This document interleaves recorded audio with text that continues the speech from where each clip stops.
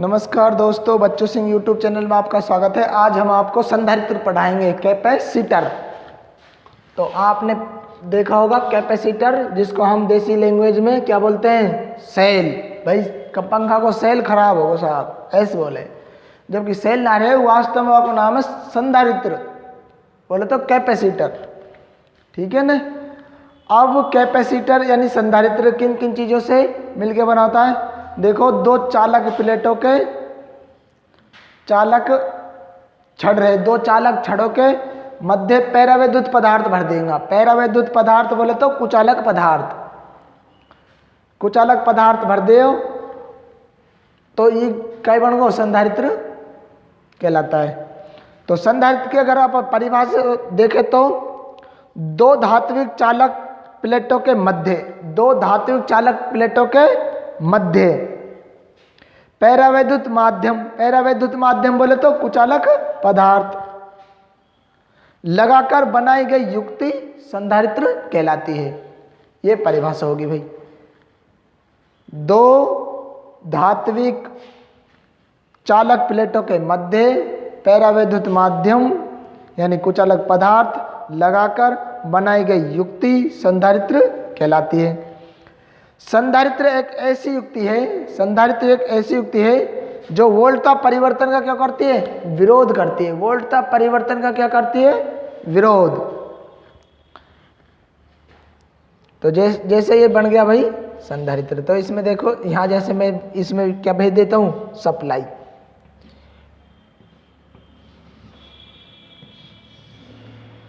ये भेज दी मैंने सप्लाई।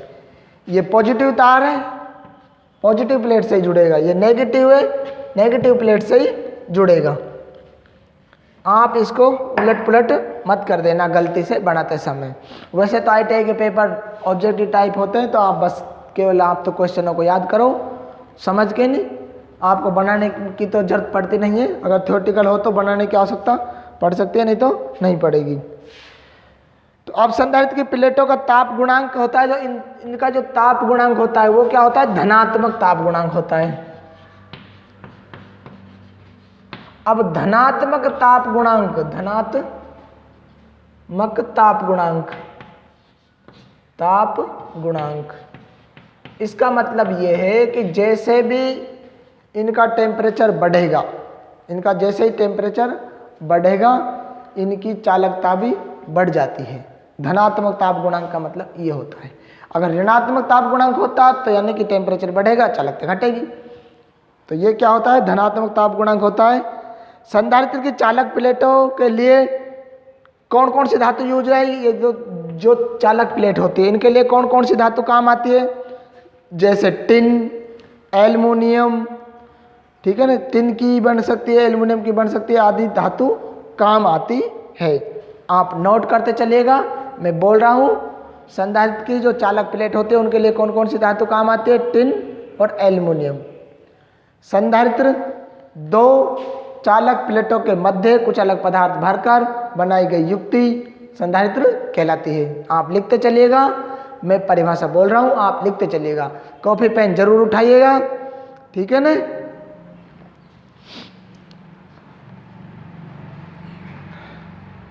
उसके बाद आगे चलते हैं संधारित्रों के प्रकार। संधारित्रों के प्रकार ये मिटा रहा हूं मैं, ठीक है ना। अब पढ़ाएंगे संधारित्रों के प्रकार।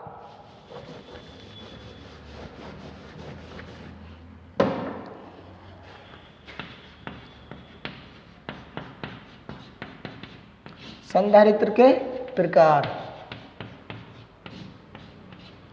प्रकार, ठीक है।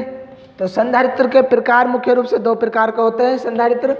पहले तो है भाई कार्य के आधार पर, कार्य के आधार पर, कार्य के आधार पर संधारित्र। दूसरा है इलेक्ट्रोलाइट पदार्थ के आधार पर। पहले तो है कार्य के आधार पर, दूसरा है इलेक्ट्रोलाइट,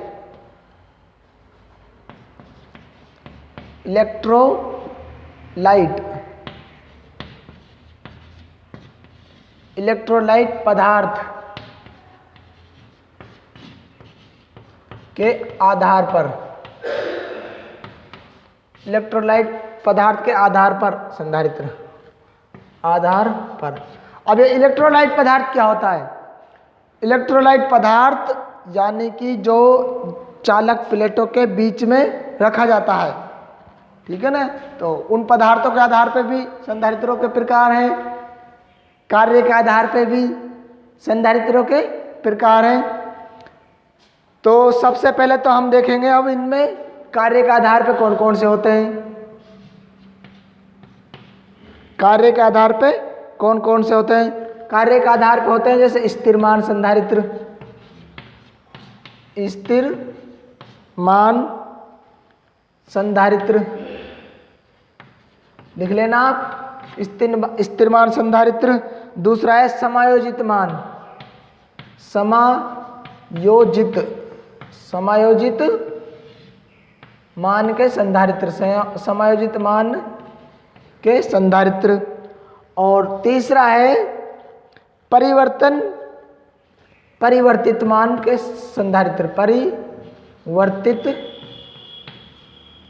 परिवर्तित मान के संधारित्र, ठीक है ना। आप नोट कर लेगा, ठीक है ना, स्क्रीनशॉट के चक्कर में मत पड़िएगा।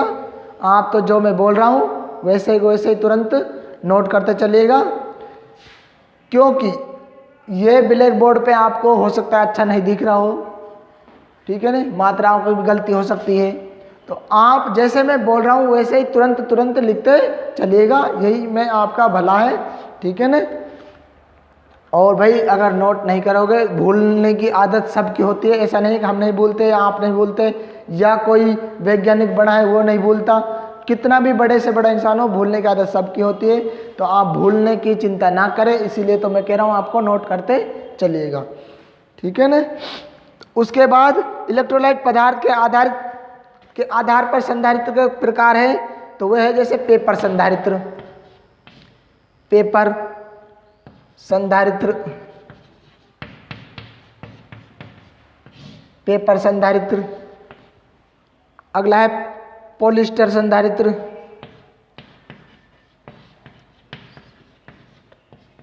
पॉलिस्टर संधारित्र। उसके बाद है सिरेमिक संधारित्र, सिरेमिक संधारित्र। उसके बाद है माइका, ये सब इनके बीच में भरा जाता है, माइका संधारित्र।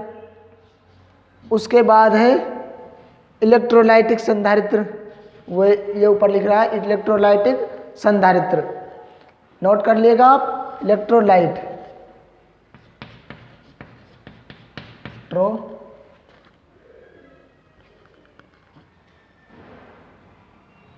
इलेक्ट्रोलाइट संधारित्र,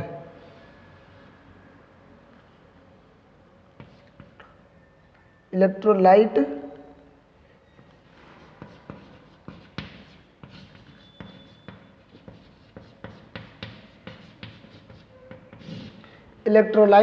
संधारित्र।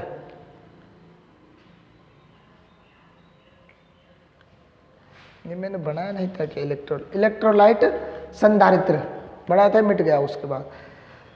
तो ये संधारित्रों के बेसिक प्रकार हो गए। अब हम एक एक करके इनको पढ़ते चलेंगे, उनके कार्य वारे पढ़ते चलेंगे, ठीक है ना। हाँ, तो संधारित्र के बारे में पहले एक नॉलेज ये और दे देता हूँ मैं आपको। संधारित्र होते हैं जो क्या, संधारित्र का काम क्या होता है? तो संधारित्र का काम वैसे तो वोल्टेज को बढ़ाना, यानी कि हाई वोल्टेज उपलब्ध कराना होता है, जिसमें भी हम लगाते हैं, जैसे पंखे में लगाते हैं या मोटर में लगाते हैं, तो उसको टॉर्क बढ़ाने के लिए यूज लेते हैं हम संधारित्र को। तो इसके बाद सबसे पहले आती है धारिता। संधारित्र का जो मात्रक वात्रक होता है, धारिता किस में नापते हैं, तो ये समझा देता हूँ मैं। संधारित्र में आवेश ग्रहण करने का गुण को ही क्या कहते हैं हम? धारिता। क्या कहते हैं? धारिता। संधारित्र की धारिता Q बराबर में V, Q बटा V होती है धारिता C, यानी C बराबर में Q बटा में V, यानी धारिता बराबर में आवेश बटा वोल्टेज। आवेश यानी कि चार्ज यानी कि वोल्टेज, चार्ज बटा में वोल्टेज होता है। अच्छा, धारिता का मात्रक है जो फैराडे, धारिता का मात्रक क्या है? फैराडे या कूलाम प्रति वोल्ट, कूलाम प्रति वोल्ट या फैराडे। कूलाम प्रति वोल्ट का ही मान क्या है? फैराडे। ठीक है ना। अच्छा, 1 माइक्रो फैराडे, 1 माइक्रो फैराडे बराबर होता है 10 की पावर -6। 1 माइक्रो फैराडे, ये मैं मिटा रहा हूँ, ठीक है ना। आप ये नोट करते रहना।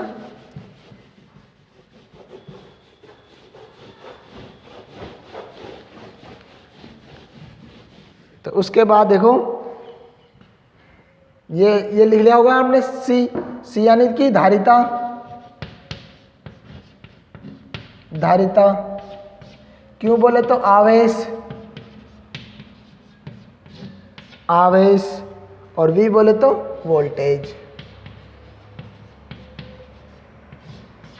यानी वोल्ट। ठीक है ना, ये नोट कर लेगा। ठीक है ना, आपने कर लिया होगा नोट, कर लो। अच्छा, उसके बाद 1 micro Faraday, 1 micro Faraday, 1 micro Faraday, 1 micro Faraday बराबर होता है 10 की पावर -6 फैरड।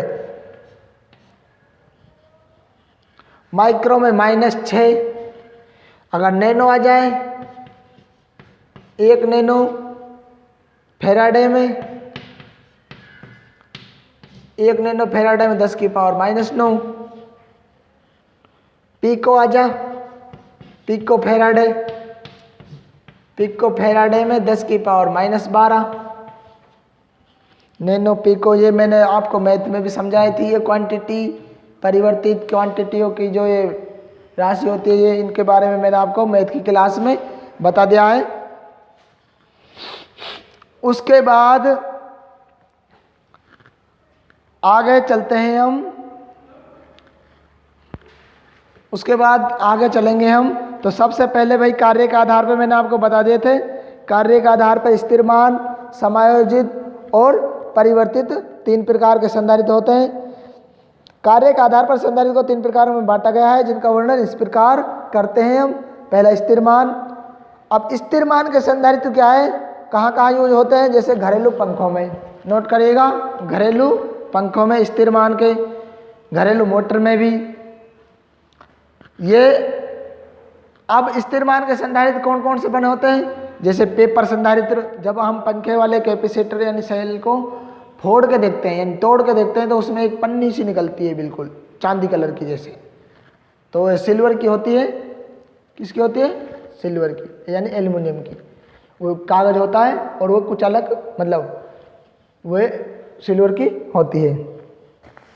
अच्छा, तो वो पेपर संधारित्र कहलाता है। उसके बाद है समायोजित मान के संधारित्र, वे संधारित्र जिनका मान हम पेच की सहायता से एडजस्ट करते हैं, पेच की सहायता से एडजस्ट करते हैं, वे समायोजित संधारित्र कहलाते हैं। अब उसके बाद है परिवर्तित मान के संधारित्र, वे संधारित्र जिनका मान एक सीमा के अंदर बदला जा सकता है, उन्हें परिवर्तित मान के संधारित्र कहलाते हैं। ठीक है न। अब परिवर्तित संधारित्र का उपयोग हम फ्रीक्वेंसी परिवर्तित करने में, रेडियो की आवृत्ति परिवर्तित करने में यूज लेते हैं। उदाहरण के लिए जैसे गैंग संधारित्र होता है ना, जो गैंग संधारित्र होता है वो परिवर्तित मान के संधारित्र कहलाता है। आई बात समझ में? तो ये तीनों प्रकार केवल ITI के पर्पज से तो तुम्हें केवल ये याद रखना है कि ये जो स्थिर मान के संधारित्र का उपयोग कहाँ किया जाता है? पंखों में, घरेलू मोटर में। समायोजित संधारित्र का मान किस में यूज होता है? एक तो ट्रिमर में और पैडर संधारित्र, पैडर संधारित्र में के रूप में भी यूज लेते हैं। परिवर्तित संधारित्र का उपयोग केवल गैंग कैपेसिटर की तरह यूज लिया जाता है, गैंग कैपेसिटर कहलाता है वो। ठीक है ना। तो ये आपको अच्छी तरह से समझ में आ गई होगी, आप नोट कर लीजिएगा। उसके बाद संधारित्रों की अगली वीडियो हम आपको जल्द देंगे। ठीक है ना, और उसमें एक एक करके हम आपको पूरी वीडियो को, पूरी संधारित्र के बारे में डिटेल जानकारी देंगे।